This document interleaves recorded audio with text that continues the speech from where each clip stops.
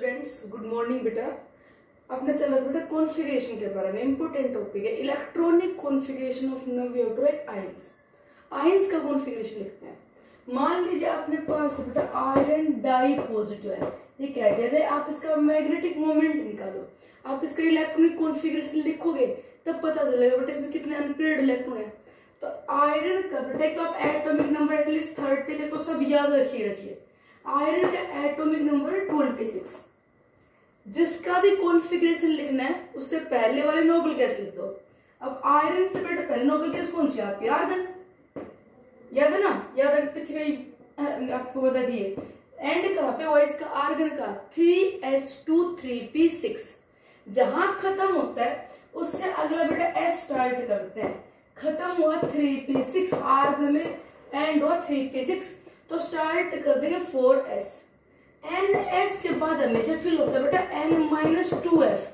तो n क्या है 4, 4-2, 2f तो होता ही नहीं है। सेकंड प्रिंसिपल सेल में f सबसेल तो होती ही नहीं है। फिर n-1d, तो 4-1 3d। अब फिल करेंगे 3d। तो आयरन का कॉन्फ़िगरेशन हो गया आर्गन 4s2 3d6। ये कॉन्फ़िगरेशन किसका है, आयरन एलिमेंट का। जब भी बेटा आयरन का लिखवाए ना, अब पहले एटम का लिखना, गलती कर दो, पहले एटम का लिखो। अब आयरन डाइपॉजिटिव कैसे बने, by removal of 2 electron and electrons always removed from outermost cell.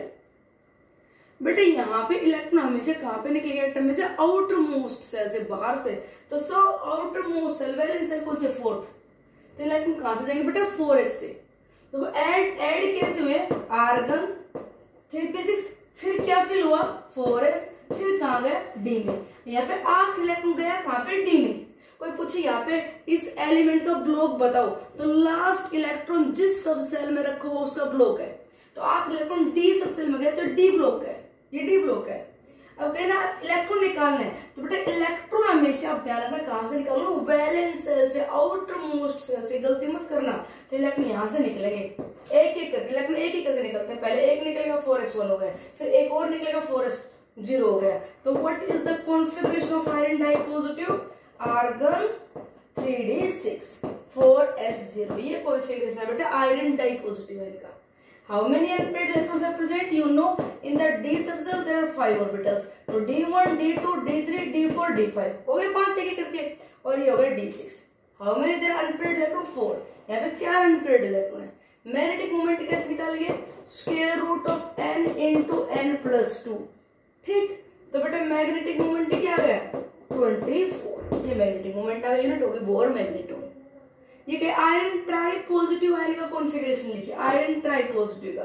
तो बेटा एक इलेक्ट्रॉन और निकाल दो, तो पहले इलेक्ट्रॉन निकलेगा आउटर मोस्ट सेल से, ये निकल गया 0 हो गया।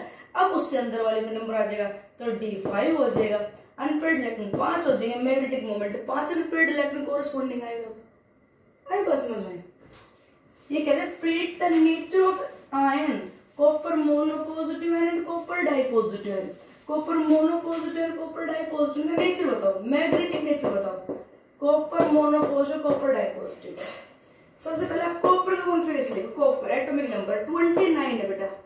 आर्गन 3p6, आर्गन 3p6 के बाद क्या फिल करेंगे 4s, 4s के बाद क्या फिल करेंगे बेटा 3d। कॉन्फ़िगरेशन कॉपर का ये होना चाहिए, पर अगर आपको याद हो मैंने बताया था exactly half-filled and full-filled configurations are more stable. Thus one electron enter from 4s to d. बेटा एक बात बता दें आपको, energy difference between ns and n-1d orbital is less. बेटा इन ऑर्बिटल्स की एनर्जी गैप, जो गैप है वो बहुत कम है, इसलिए इलेक्ट्रॉन एक दूसरे में ट्रांसफर इजीली हो जाते हैं। अच्छा, एक इसी तरह से energy gap between n-2f and n-1d is less, तो इनके इलेक्ट्रॉन्स में ट्रांसफर हो सकते हैं स्टेबल होने के लिए। एनर्जी गैप जहां पे कम होगा ना बेटा, वहां पे इलेक्ट्रॉनिक कॉन्फ़िगरेशन में आपको इरेगुलरिटी ज्यादा मिलेगी। जितनी ऑर्बिटल्स की एनर्जी का गैप कम होगा उतनी आपको कॉन्फ़िगरेशन में इरेगुलरिटी मिलने के चांसेस ज्यादा बढ़ जाएंगे आपके। क्यों, क्योंकि बेटा जितना डिफरेंस कम होगा तो इलेक्ट्रॉन यहाँ पे भी जा सकता है, यहाँ पे आ सकता है, तो इधर उधर चले जाएंगे तो थोड़ी इरेगुलरिटी आ जाएगी। तो यहाँ पे बता दें इलेक्ट्रॉन 4s से आसानी से डी में आ गए। तो ये कॉपर का कॉन्फ़िगरेशन, कॉपर का। What is the configuration of copper monopositive? Copper monopositive formed by the loss of 1 electron. तो बेटा एक इलेक्ट्रॉन यहां से निकाल दीजिए 3d10 4s0। ये कॉन्फ़िगरेशन है कॉपर मोनोपॉजिटिव का। बार बार बोल रहे हैं आपसे इलेक्ट्रॉन हमेशा पहले आउटर मोस्ट सेल से निकालोगे। लास्ट इलेक्ट्रॉन गया कहां पे ये ध्यान नहीं रखना, आखिरी निकालना कहां से आपको, आउटर मोस्ट सेल से। कॉपर डाई पॉजिटिव एक इलेक्ट्रॉन निकल गया बेटा 4s से। अब अगला इलेक्ट्रॉन कहां से गया, डी से, D9 हो गया।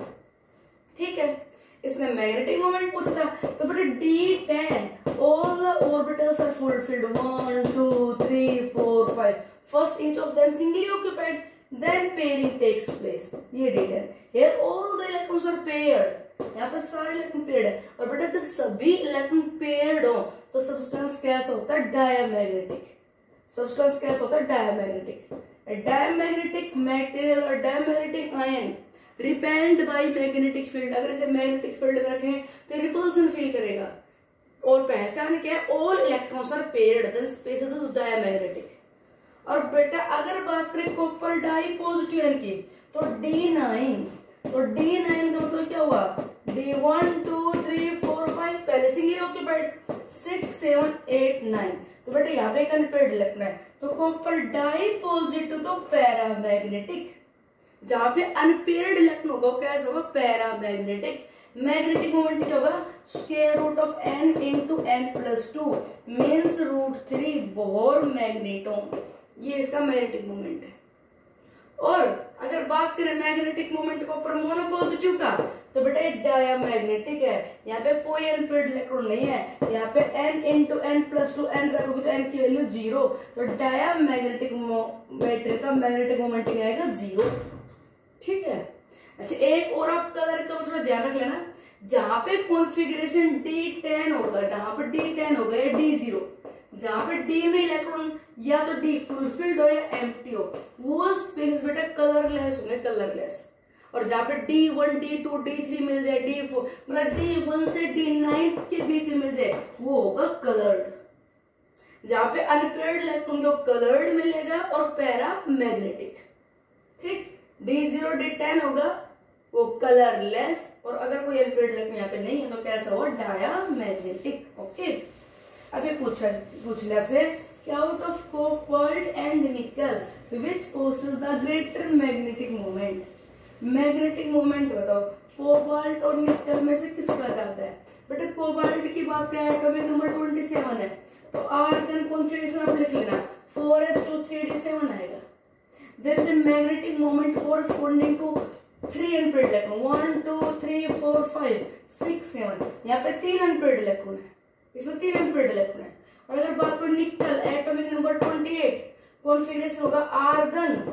ठीक है, 4s2 3d8 3d8 बेटा 3d8 1 2 3 4 5 1 2 3 4 5 6 7 8 अनपेयर्ड इलेक्ट्रॉन 2 है। तो मैग्नेटिक मोमेंट किसका ज्यादा आएगा बेटा, कोबाल्ट का। कोबाल्ट का होगा 3 इंटू 3+2 और निकल का होगा 2 इंटू 2+2। ठीक, n इंटू n+2। ये कहा जाए write down the configuration of sulphide ion या सल्फर की जगह सेलेनाइड आयन है, इसका कॉन्फ़िगरेशन लिखो।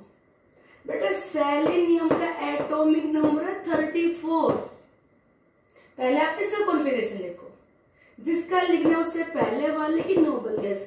तो इससे पहले नोबल गैस क्या थी, आर्गन। खत्म हुआ 3p6, स्टार्ट क्या होगा 4s। 4s के बाद नंबर किसका आएगा 3d। ठीक है, याद है क्या होता है ns फिर n-2f 4s 4 - 2 2f होता नहीं है, n-1d देन np। तो 4s 4 - 1 3d और अब नंबर किसका आएगा 4p। तो इसलिए 4p2। देखो आर्गनेटिन 4s2 20 30 और ये 2 32 34 है एटॉमिक नंबर। तो 4p4 कर दें, बोलो p सब सेल में कोई पूछ ले मैक्सिमम इलेक्ट्रॉन कितने आ सकते हैं तो 6 आ सकते हैं। ये P4 देख के आप समझ जाना कि बताओ यहाँ पे कितने अनपेड इलेक्ट्रॉन है। बेटा यहाँ पे एक अनपेड इलेक्ट्रॉन, 2 है, 3 है, कितने अनपेड इलेक्ट्रॉन है?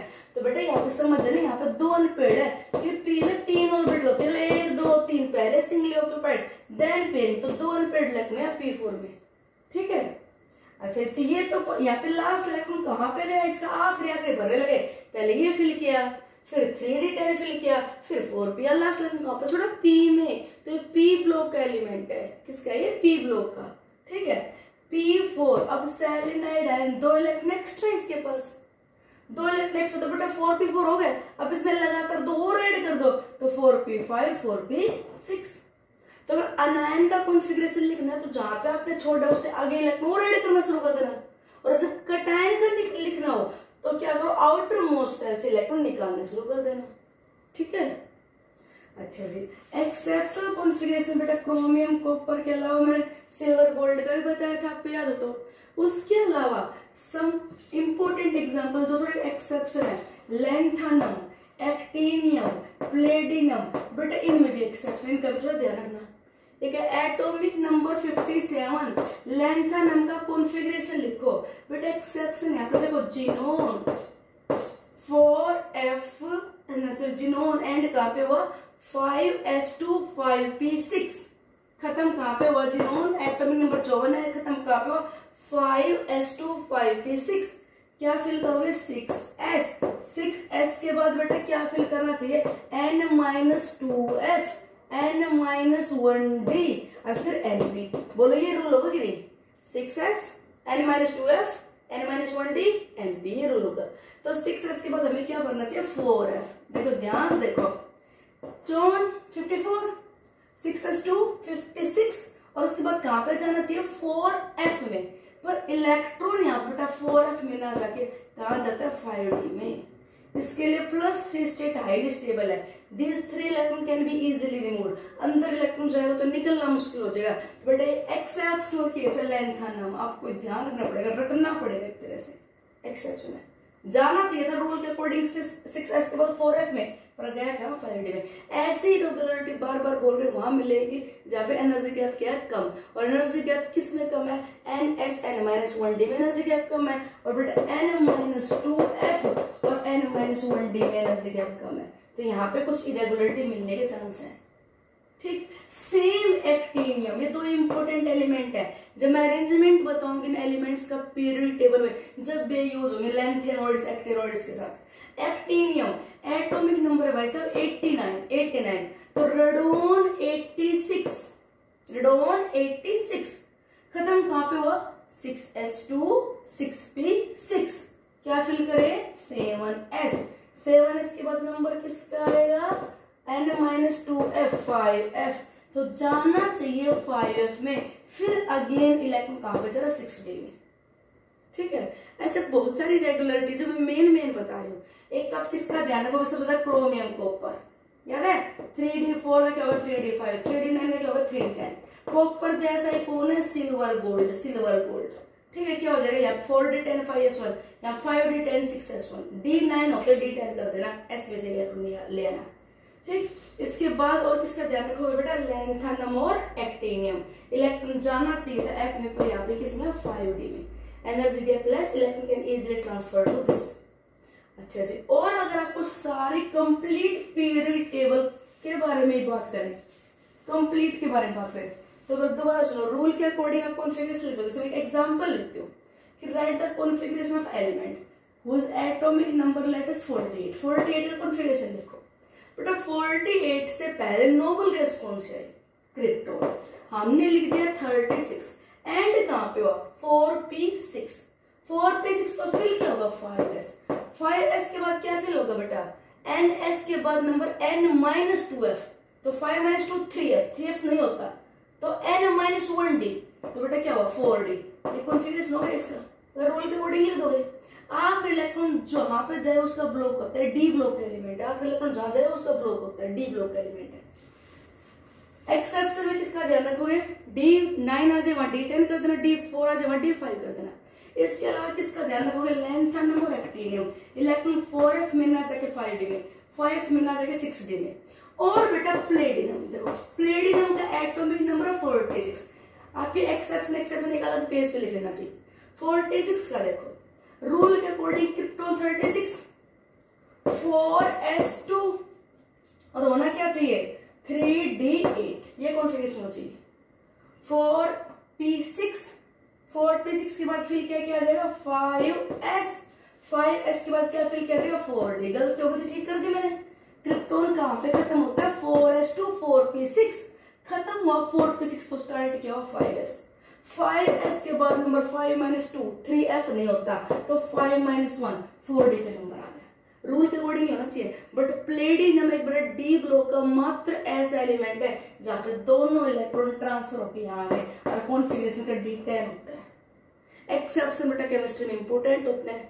बड़े दुख की बात और बड़ी खुशी की बात है। दुख की बात तो इसलिए कि थोड़ा सा रटना पड़ेगा, और खुशी की बात यह है कि अगर एक क्रैम कर लिया तो देख के सीधा ऑप्शन कर दो, ठीक। कुछ ना कैलकुलेट करना ना दिमाग लगाना, है ना। तो थोड़े से इनके साथ ना प्रैक्टिस करना है। एक्सेप्शन एक पेज पे लिख लेना, ठीक है। मैंने दिया अभी नोट्स में लिख के सारा। आगे सुनो, अगर हम बात करें बेटा कहीं भी कोई गलती ना हो तो उसके लिए आप एक 4D सीरीज का ध्यान रखो। देखो जहां पे इरेगुलरिटी में वो बताओ, इनके अलावा 4D सीरीज में इरेगुलरिटी है, थोड़ी सी 4f में, ज्यादा 5f में। जो ज्यादा है वो सबसे पहले देखें 5f सीरीज। ये 5f सीरीज बेटा जब 5f 1 2 3 4 ये बढ़ते हैं, ये एलिमेंट बेटा एटॉमिक नंबर 90 से लेके 103 तक। ये टेबल में बताऊंगी, इन्हें एक्टिनोइड्स बोलते हैं। 89 एक्टिनियम, इन्हें एक्टिनोइड्स बोलते हैं, ठीक। थोड़ा प्रोटेक्ट यूरेनियम, नेपच्यूनियम, प्लूटोनियम को कर लो। अमेरिका के 2 साइंटिस्ट कौन कौन, क्यूरी और बर्कले, कहाँ गए कैलिफोर्निया। किसके पास, आइंस्टाइन, फर्मी और मेंडलीव के पास। एंड नोला, ये एलिमेंट के नाम लिखे मैंने, thorium, protactinium, uranium, neptunium, plutonium, americium, atomic number 90, 91, 92, 93, 94, 95, 96, 97, 98। ये सारे बेटा रेडियो एक्टिव एलिमेंट है, स्टेबल एलिमेंट नहीं है। इनके कॉन्फ़िगरेशन में बहुत सारी इरेगुलरिटी है। 98, उसके बाद 99, 100, 101, 102 एंड 103, बहुत सारी इरेगुलरिटी इनमें। इसमें ध्यान रखना कि जब आपको 5 सीरीज भरनी पड़े, 5 को पता चल जाएगा कब भरनी पड़ेगी। देखो अब 90 का कॉन्फ़िगरेशन लिखा हूं, 90 का कॉन्फ़िगरेशन लिखा हूं, 90 का। तो बेटा 90 से पहले रेडोन, ध्यान सुनना, रेडोन 86 खत्म कहां पे हुआ 6s2 6p6, खत्म कहां पे हुआ 6s2 6p6। स्टार्ट क्या होगा बेटा 7s2, 7s2 और उसके बाद क्या आना चाहिए 5f। इतना तो क्लियर। एंड हुआ 6s2 6p6, क्या आएगा 7s2, ठीक है। 7s के बाद क्या फिल करना चाहिए n-2, 7 - 2 5f। पर बेटा 5f और 6d में एनर्जी गैप बहुत कम है, बहुत कम है। इलेक्ट्रॉन इजीली इधर से उधर चले जाते हैं, तो यहाँ पे कॉन्फ़िगरेशन ये है। एक्सेप्शनली इसका कॉन्फ़िगरेशन ये मिला। पूरे इस f सीरीज में एकमात्र ये ऐसा एलिमेंट है जहां पे कॉन्फ़िगरेशन 5f0 है, अदरवाइज 5f में कुछ ना कुछ इलेक्ट्रॉन मिलेंगे, ठीक हो गया। एक्सेप्शन ये मैं बता रही हूँ, इस सीरीज में मिलेंगे, रोना मत, इसमें मिलेंगे, बता रही, रूल बता रही हूँ। 5f सीरीज कहती है कि मैं कभी भी 5f1 या 5f5 या 5f8 लो, 158 नंबर मेरे लिए लकी नहीं है, 158 नहीं मिलेगा। मतलब जब कभी आप 5f में इलेक्ट्रॉन रखना चाह रहे हो तो आप देख लो कहीं आपने 5f1 कर दिया या 5f5 या 5f8, तो वहां पे जरूर आपसे कोई गलती हो गई है, ठीक। तो अगला लिखे यहाँ पे रूल के अकॉर्डिंग अगर हम लिखे इसका 91, तो अकॉर्डिंग टू रूल बेटा रेडोन 86, फिर क्या होना चाहिए 7s2 88 एंड रूल के अकॉर्डिंग होना चाहिए 5f3 6d0, ये होना चाहिए यहाँ पे। पर बेटा यहाँ पे होता है क्या है 5f2 6d1, एनर्जी गैप कम, इलेक्ट्रॉन चला गया। सेम ऐसे ही फिर रेडोन, फिर 7s2 और इसका क्या है 5f3 6d1, फिर सेम 93 का रूल के अकॉर्डिंग बात करें तो रेडोन 86, 7s2 88, ठीक, और 93 है, तो यहाँ पे हो जाना चाहिए 5f5 पर होता क्या है 5F4 और बेटा 6D1, ठीक। 5F5 नहीं मिलेगा। फिर प्लूटोनियम की बात करें 94, ठीक। 94 की बात करें तो यहाँ पे क्या हो गया 7S2 और 5F6 6D0। अब दिक्कत नहीं आएगी आगे, देखो रूल के अकॉर्डिंग पहुंच चुकी है। अब यहाँ पे ये 3-4 एलिमेंट में दिक्कत है, यहाँ पे रूल के अकॉर्डिंग आ गए। देखो रेडॉन 86, उसके बाद 7S2, 7S के बाद नंबर किसका 5F, रूल के अकॉर्डिंग है। तो बेटा ये एलिमेंट की दिक्कत है 91 से 93। प्रॉब्लम बार बार बताना कि अपने हाथ में नहीं है, एनर्जी गैप कम है, इलेक्ट्रॉन इधर से उधर ट्रांसफर हो सकता है, ठीक है। रेयरली कर पूछते, बाकी मेरा काम था आपको बताना जो इंपोर्टेंट और क्रोमियम कॉपर सिल्वर गोल्ड वाला, वहां पे आपको पता भी चल जाएगा D9 से D10 होना चाहिए, D4 का D5 होना चाहिए, और लेंथेनम और एक्टिनियम का और प्लेटिनम, ये मोस्ट इंपोर्टेंट है, ठीक है। आगे में किसी में कोई प्रॉब्लम नहीं आएगी। रूल के अकॉर्डिंग लिख 95 का लिखो तो बेटा रेडॉन 86 7S2 क्या हो जाएगा 5F76D0। 96 का लिखे रेडॉन 86, ध्यान देना 7S2, ठीक। 86 to 88 और 88 में बेटा मैं 8 जोड़ दूं तो 96 हो जाएगा। पर आपको ध्यान रहना चाहिए 158 इसके लिए लकी नंबर नहीं है, 5F8 होगा, गलती हो गई। वैसे भी याद आ जाएगा F7 exactly half field is more stable, F7 exactly half field more stable, तो 5F7 61 कर देना, ठीक। बाकी कहीं पे कोई प्रॉब्लम नहीं, रूल के अकॉर्डिंग लिख दो, आगे सबका सही आएगा, ठीक है। तो बेटा ये तो कुछ एक्सेप्शन कॉन्फ़िगरेशन, अगर हमें कॉन्फ़िगरेशन भी सही से लिखने आ गए, ठीक है, तो उसके बाद हम अरेंजमेंट कर सकते हैं एलिमेंट्स को पीरियोडिक टेबल में, एलिमेंट का अरेंजमेंट कर सकते हैं पीरियोडिक टेबल में। एक 4D सीरीज में बेटा ध्यान रखना, 4D में आपको 4D3, 4D6 और 4D9 कॉन्फ़िगरेशन नहीं मिलेगा। ये तो आप अपने आप ही नहीं करोगे, आपको याद आ जाएगा 4D9 का 4D10 होता है, तो इसकी तो प्रॉब्लम होगी नहीं। जैसे कोई कहे सिल्वर का कॉन्फ़िगरेशन लिखो 47 एटॉमिक नंबर, क्रिप्टॉन 36, 4 पे 6 खत्म होते क्या करोगे 5S2 और 4D9, 36 38 और 9 47। तो अपने आप आपको याद आ जाएगा ये क्या कॉपर की तरह 5S1 4D10, ठीक है। दिक्कत इनकी याद रखना 4D में 3 और 6 नहीं मिलेगा। जैसे कॉन्फ़िगरेशन लिखना बेटा आपको एटॉमिक नंबर 41 लिखे एक बार, क्रिप्टॉन 36 खत्म हुआ 4 पे 6, स्टार्ट किया 5S, 36 और 2 38 और आप लिख दोगे 4D3, बोलो 36 और 2 38 और 3 41 हो गया। पर बेटा ये गलत हो गया, ये गलत हो गया, इसमें कॉन्फ़िगरेशन ये हो जाता है 5S1 4D4 ही हो जाता है, ठीक है। तो थोड़ी सी ये दो एक्सेप्शन ये भी याद रख लेना। फिर पूरी पीरियड टेबल में सबसे पहले सबसे मेन रूल याद रखो, सबसे मेन तो वो है आपके 90% क्वेश्चन हो गए। फिर D9 D10 D4 D5 वाला याद रखो, ठीक है, 95% पहुंच गए। प्लेटिनम वाला याद रखो, वहां पे एक मात्र ऐसा एलिमेंट है जो D10 हो गया। लेंथेनम रेक्टेनियम वाला याद रखो, ठीक है, हो गया कॉन्फ़िगरेशन। बेटा कॉन्फ़िगरेशन के बाद अब अपना मेन आता है arrangement of elements in periodic table.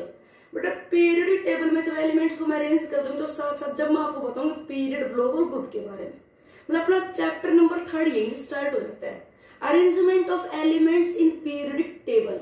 बेटा पूरा का पूरा इसका स्टार्टिंग का पार्ट हमने 10th क्लास में पढ़ा हुआ, आप सबको अच्छे से आता होगा कि एलिमेंट्स को अरेंज किया गया किसके अकॉर्डिंग। पर थोड़ा 10th वाला वो आप खुद भी कर लेना, प्रॉब्लम हो तो मुझे बता देना, मैं एक बार रिवाइज करो थोड़ा सा। डोबर्नियर ट्राइड रूल याद है, डोबर्नियर ट्राइड रूल कि अगर 3 एलिमेंट्स ये लिथियम सोडियम पोटेशियम, तो डोबर्नियर ने बताया कि मिडल एलिमेंट के एटॉमिक मास बाकी दोनों एलिमेंट के एटॉमिक मास के एवरेज के बराबर होगा। जैसे लिथियम का एटॉमिक मास 7 है, पोटेशियम का 39 है, 39 + 7 अगर एवरेज ले तो कितना है 23 सोडियम का। डोबर्नियर जो 3 एलिमेंट के ग्रुप बनाए थे जिनमें कहा था मिडल एलिमेंट का मास बाकी दोनों के एवरेज दोनों एलिमेंट के एवरेज मास के बराबर होगा। अच्छा, न्यूलैंड लॉ ऑफ ऑक्टेव, उसके टाइम में जितने एलिमेंट अरेंज होते उसने अरेंज करते थे increasing order of atomic mass. फिर देखा उसने कि हर 8th एलिमेंट है ना, वो क्या है sir, similar to first one. अगर बेरिलियम के बाद में काउंट करो, बेरिलियम भाई, उसके बाद बेटा बोरोन, फिर कार्बन, नाइट्रोजन, ऑक्सीजन, फ्लोरीन, उसके टाइम में नियोन की डिस्कवरी नहीं हुई थी, ठीक है। तो सोडियम, उसके बाद क्या कर मैग्नीशियम। तो इसके बाद 8 एलिमेंट देखो, 1 2 3 4 5, क्या हो गया 1 2 3 4 5 6 7 8। तो every 8th element is similar to first one. Newland law of octave. But this lies applicable for the lighter element. ये लाइटर एलिमेंट का जिनके एटम मास 40 थे उन्हीं को अरेंज कर पाया था।